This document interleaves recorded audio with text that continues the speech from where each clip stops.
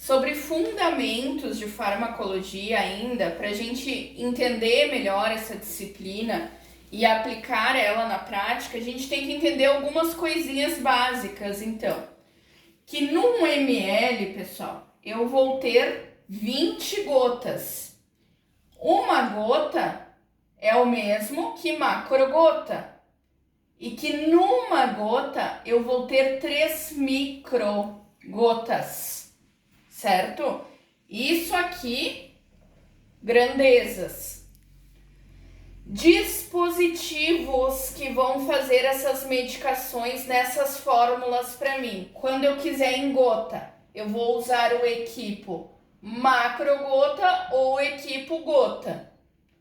Quero fazer medicação em microgota. O que eu vou utilizar?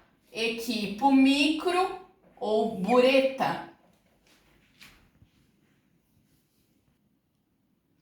Outro termo que a gente precisa compreender e diferenciar na resolução de cálculos é o que é o meu soluto e o que é o meu solvente quando eu falo.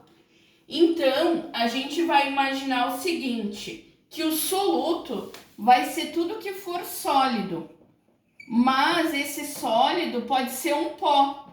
Um exemplo, vamos pensar em 500 miligramas de sal, tá? 500 miligramas de sal. Ele é pó, ele é sólido, ele é o meu soluto. E aí eu tenho um copo com 100 ml de água, tá? Aqui o meu copinho de água.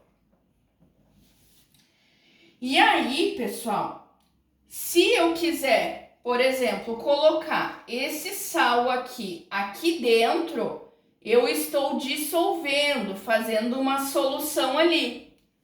Dentro desse copo, eu só vou enxergar a água, né? Eu vou enxergar a água lá, cristalina como ela é. Mas ainda aqui dentro desse copo, para a gente entender, eu tenho dois componentes. Eu tenho a água e eu tenho o sal. E aí eu posso pensar assim, o meu copo ele tem 100 ml de água. Quanto de sal, porque vocês lembram que eu coloquei o sal aqui para fazer uma experiência lá dentro desse copo. Quanto que eu vou ter de sal num ml de água? E aí é muito simples, a gente tem uma fórmula que é o soluto dividido pelo solvente. A gente divide. Quanto que eu tinha de soluto? Eu tinha então 500, né, de sal, coloquei em 100 de água. Então, significa isso aqui que eu vou ter 5 miligramas de sal em 1 ml de água. Isso aqui, pessoal, é óbvio que a gente não vai usar sal puro e água nos nossos pacientes, mas é para a gente associar ao nosso dia a dia.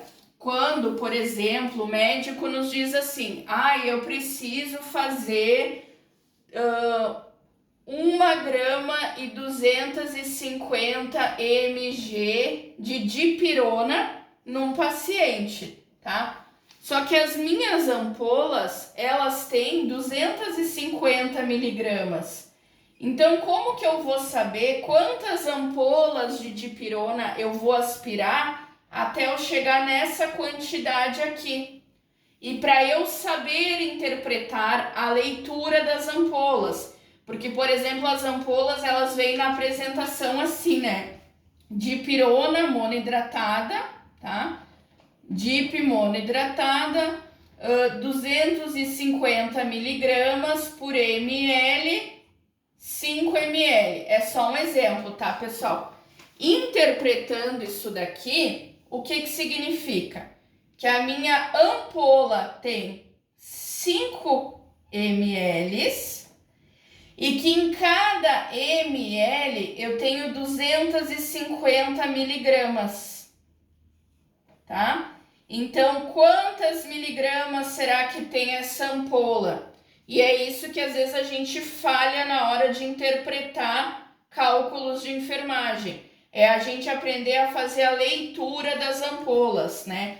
Então, se eu tenho 250 miligramas em 1 ml, eu vou multiplicar pelo 5, vai me dar um determinado número ali de miligramas. E assim são com todas as medicações. As medicações, elas vêm escrita quantas gramas tem num ml, uma barra e o total da ampola. A ampola pode ter 2 ml, pode ter 2 ml e meio, pode ter ampola de 4 ml, de 5, de 10, de 20, entendeu? Só que a gente precisa, dentro da farmacologia, da segurança do paciente, parar e ler a ampola, ler a validade, ler o nome. Tem muitas medicações que são as ampolas bem parecidas. A gente precisa interpretar, se apresentar para essa medicação, fazer essa medicação se apresentar para nós. E a partir disso, eu vou continuar cada vez aprendendo